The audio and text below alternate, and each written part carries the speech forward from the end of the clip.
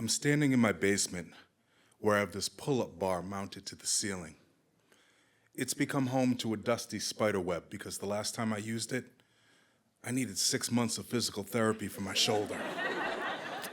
When I was younger, I could do at least 25 pull-ups. But now at 53 years old, there's just a whole lot more of me to pull up. So today, I'm gonna play it safe and just do an easy set of 5.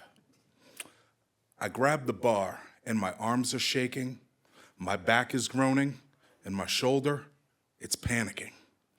But I push through this exercise with several loud grunts. And after what feels like an hour, I drop to the ground with a heavy thud. And I'm in complete disbelief. Because after all that effort and exertion, I was barely able to bring my chin up to the bar once. Hearing the noise, my 19-year-old son, Zachary, rushes downstairs to see if I'm okay. And once he realizes my only problem is I'm desperately out of shape, he decides to just hop up on the bar and start doing all these pull-ups like he was a Marine who didn't want to lose a bet. So as I watch him go up and down, I'm looking at his lean and muscular physique, all wrapped in this tight-fitted tank top. And it's bringing back a painful memory for me. It's 1993. I'm wearing the same style tank top. And I don't only look good, I look damn good. I'm standing surrounded by thousands of people at a street festival in Brooklyn. Music is blasting through big speakers and the rhythm is rippling from building to building. And I'm standing in the crowd sipping on something sinfully strong. And every time the DJ changes the record, I'm changing a dance partner. So I'm drinking and I'm dancing like the Patriots just won the Super Bowl. And there may or may not be a little smoke involved. But it's okay, I'm 23 years old and I just graduated college, so I'm celebrating.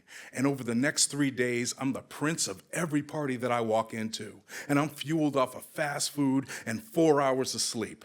I'm having a good time. Until I somehow lose track of it. I open my eyes to see my parents looking down on me with sad smiles. My tank top has been exchanged by a hospital gown and EKG monitors.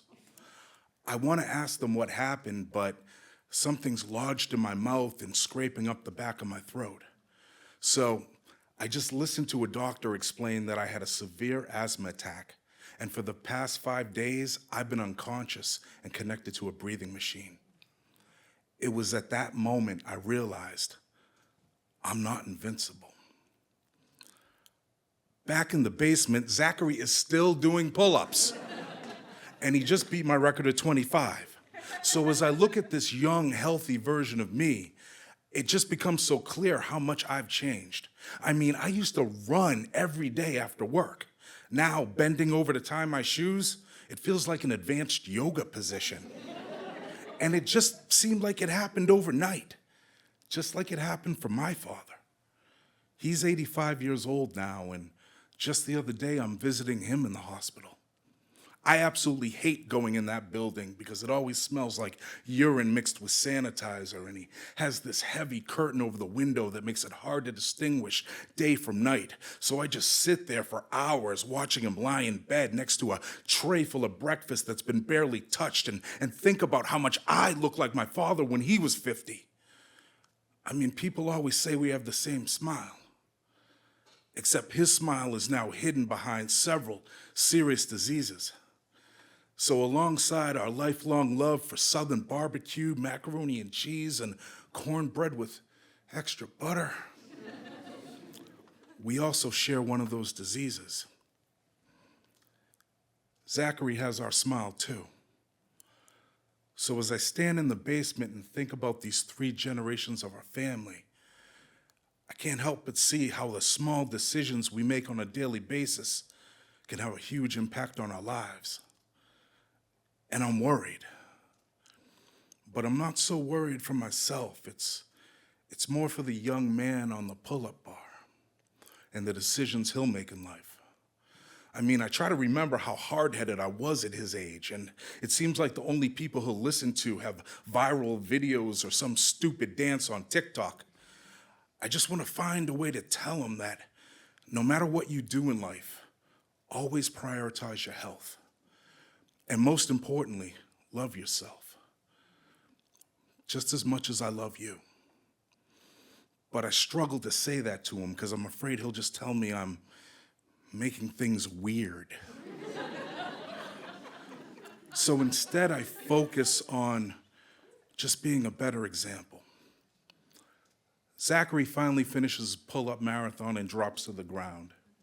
He's tired, he's sweating, he's breathing heavy, but he's standing tall and says, "That's 35 pull-ups, man."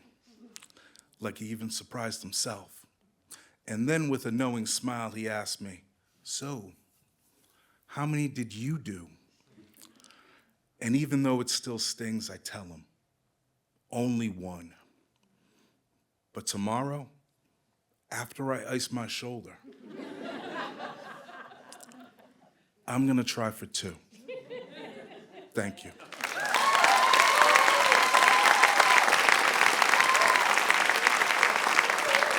Chris Bell.